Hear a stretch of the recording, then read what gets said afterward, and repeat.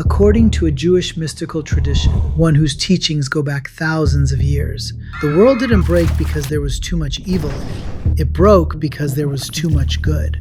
More goodness than anything in creation could hold. And what happened next is, quite possibly, the reason your life feels the way it does right now. To understand that, you have to start somewhere that sounds completely unrelated, with a single question about what God even is.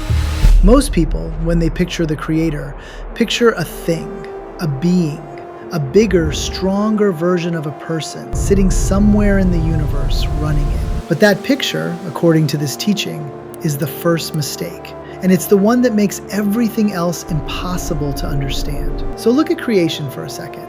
Everything in it is limited. Everything changes. Everything depends on something else. A body depends on food, a tree depends on water, a planet depends on forces it didn't create. Nothing in the universe contains the reason for its own existence. So think upward. If everything that exists is borrowing its existence from something else, what's at the bottom of the chain? Existence can't explain itself using only things that also need explaining. There has to be a source that doesn't depend on anything. Otherwise, nothing would exist at all. That source is what this teaching means by the Creator, which means asking, well, what created God is a category error. Only things that receive their existence need a cause. The source doesn't receive existence. It is the source of it.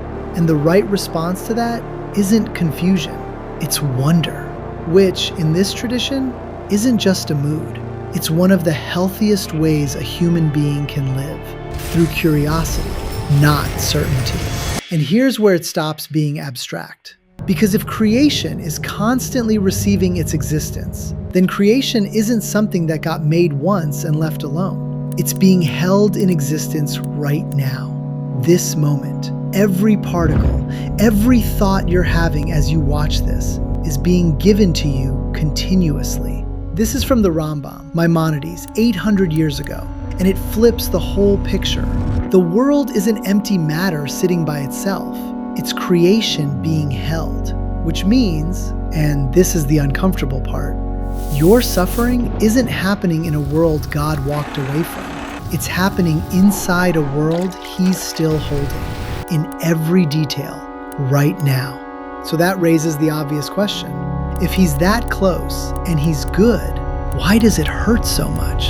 Here's the answer this tradition gives, and it's counterintuitive. A gift you put in no effort to receive doesn't feel like dignity. It feels like embarrassment. Think about being handed something enormous you didn't earn. There's a strange shame in it. Human beings can't fully receive goodness when it's completely unearned. So the Creator didn't just hand out goodness. He built a world where goodness has to be worked for. And the work, practically, is emotional. Human beings weren't created with emotional skills installed.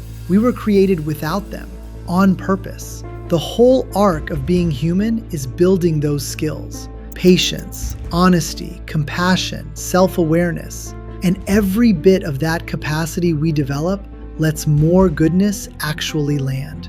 That's the deal. Which means freedom, real freedom, has to include distance, mistakes, the possibility of getting it wrong, not as a bug, as the price of the thing being real. But that's the why. Kabbalah, and specifically Hasidus, goes one layer deeper and tries to explain the actual mechanism of how it broke.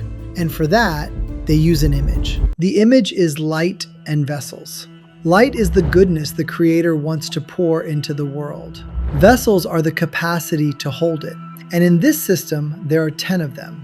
10 spiritual capacities meant to carry what's good. Wisdom, understanding, kindness, strength, beauty, endurance, humility, connection, and so on.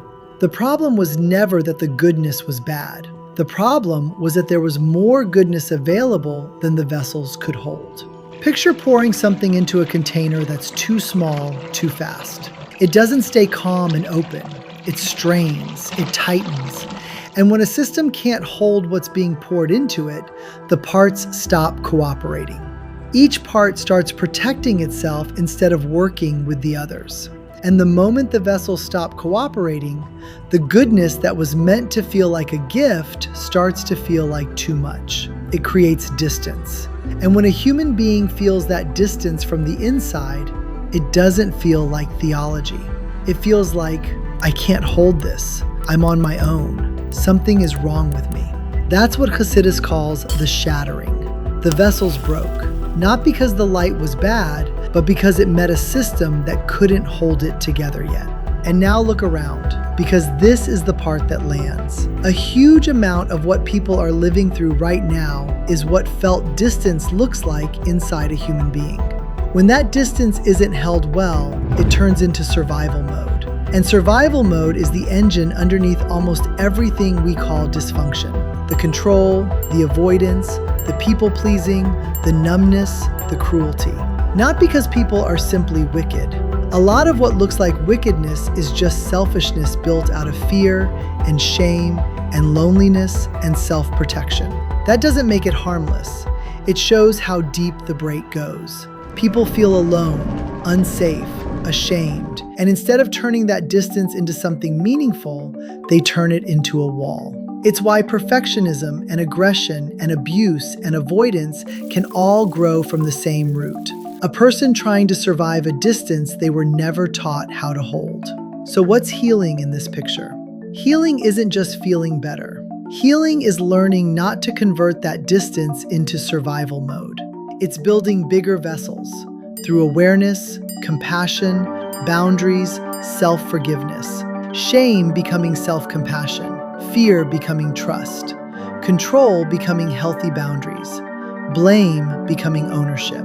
And here's the claim that makes the whole thing enormous. When a person does that work, when they repair what broke in themselves and their relationships, Hasidus says they're not just becoming a nicer person. They're being built slowly, not by reducing the light, but by growing the container, which reframes the intensity of this entire moment in history.